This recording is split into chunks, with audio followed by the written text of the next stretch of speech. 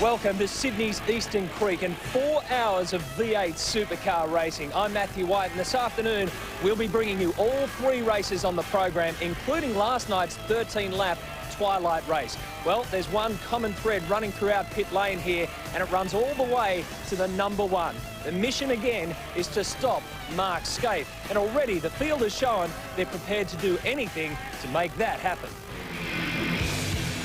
It's almost like they're tripping over themselves to get to the front. Oh, that's an incredible smash! Oh, no! Watch this. Bang! After 2 rounds, it's clear Mark Skaife is the man to beat. But Ford's Marcus Ambrose has something to say about that. Okay, Ford. They're getting used to the new Dunlop tyres. They're getting desperate for championship points. They're at a track that demands straight line speed and accuracy at the apex. From Eastern Creek in Sydney, on your home of motorsport, this is round 3 of the V8 Supercar Championship.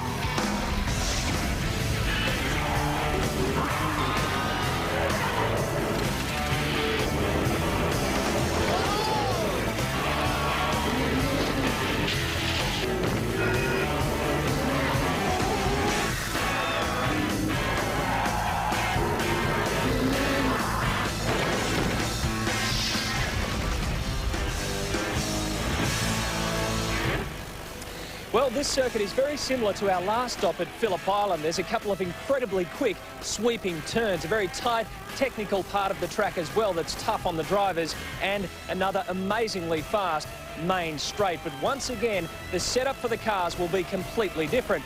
And for Jason Bargwanna and Gary Rogers Motorsport, they've had to completely rebuild their car. But no matter what happens this weekend, the Valvoline Cummings crew have already provided one of the most remarkable comeback stories of the season. We are ready for a race start. Well, I remember sitting there just before the red light and just giving my belts a bit of a tweak to make sure they're tight for a long race.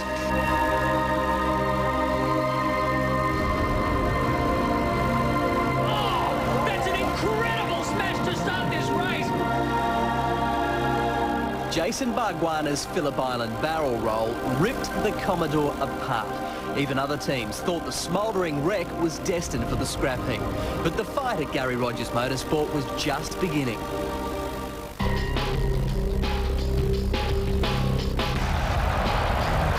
What followed was one of the sport's great comebacks. Gary Rogers decided to do the unthinkable and rebuild the twisted heap of junk for the next round, instead of going back to last year's cars, and they had just 10 days to do a 2-month job.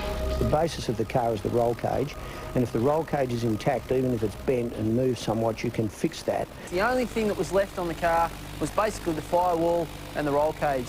The shotgun panel, the whole radiator area, the chassis rails, everything has been replaced on it, and I mean everything.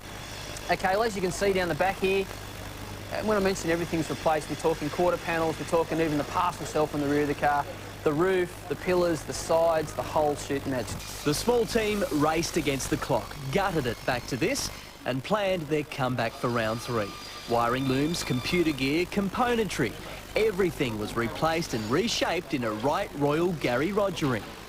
When something like this happens, it's not so much, it really shows the true talent of a race team, and to come back from an event like this is what it's all about. These fabricators are really the unsung heroes in the motor racing business because they can make something out of nothing, and that's what's occurred. It was a $180,000 rebuild. The finished product, a 10-day wonder. A completely new car equal to Garth Tander's, and testament to not only V8 Supercar safety standards and engineering know-how, but determination to never give up. Well, thankfully a happy ending to a controversial collision, and controversy has once again followed us here to the creek. A very simple case of too many cars and not enough spots on the grid. Greg Rust has this report on a tense pre-qualifying session. Fear is an incredible driving force. No driver wants to explain why they missed the cut in pre-qualifying, especially to their peers. Only 7 drivers in this group earned the right to contest round 3. Trouble is, there were 13 wanting a spot. It's maximum pressure for 15 minutes, and once again, some big names failed to advance. I'm very disappointed and very embarrassed. In fact, I think probably it's the first time in my whole career of motorsport that I've never not qualified for a motor race. So it's a bit of a first this week, me going home with my tail between my legs. Not very happy, but what can I do? That's the rules. For the second time in as many rounds, Paul Morris is a non-starter. Contact with Steve Owen resulted in a punctured front left tyre, the clock beating him before he could bank the time he needed. Tell me how you feel right now. Oh, mate, just pretty dejected that someone like that can come along and ruin my day, you know. It just, you know, it's got to be a level of drivers they let into this thing. The rule change prior to this round gave everyone the chance to start pre-qualifying on fresh rubber. Despite setting the fastest time, Brad Jones believes the changes haven't gone far enough. Do you think the system is right? No, I don't. Any time when we send home people that have good, strong corporate sponsorship that have supported the sport for years and years and years, I think it's wrong, and I think that it needs addressing. After missing the cut at Phillip Island, Greg Ritter and Cameron McLean were second-time lucky. Others to advance, Cameron McConville, Mark Larkham, Glenn Seaton and Neil Crompton, who set third fastest time. How relieved are you? Well, I'm about 100 kilos lighter, I reckon. Pressure. Like Gardner and Morris, Anthony Tratt, Paul Romano and Dougal McDougall were all forced to pack up early. The shootout provided a few surprises. Max Wilson was second fastest in qualifying, but ended up 8th in the one-lap dash. So once this guy's spent a bit of time in V8 Supercars, watch out. Out to repeat his Phillip Island form, Marcus Ambrose had to settle for second. Finding form at Eastern Creek was John Faulkner. He was quick in qualifying and third in the shootout. So they've really been doing some great work on the chassis of the Dynapack Commodore because it's been transformed at Eastern Creek this weekend. And relishing the shootout challenge was Mark Skaife, the series champ, racking up his 25th career pole. And that makes him equal fourth on the all-time pole winners list now with John Bowe. Skaife and Ambrose on the front row of the grid. Look who's behind them. John Faulkner and Stephen Ellery.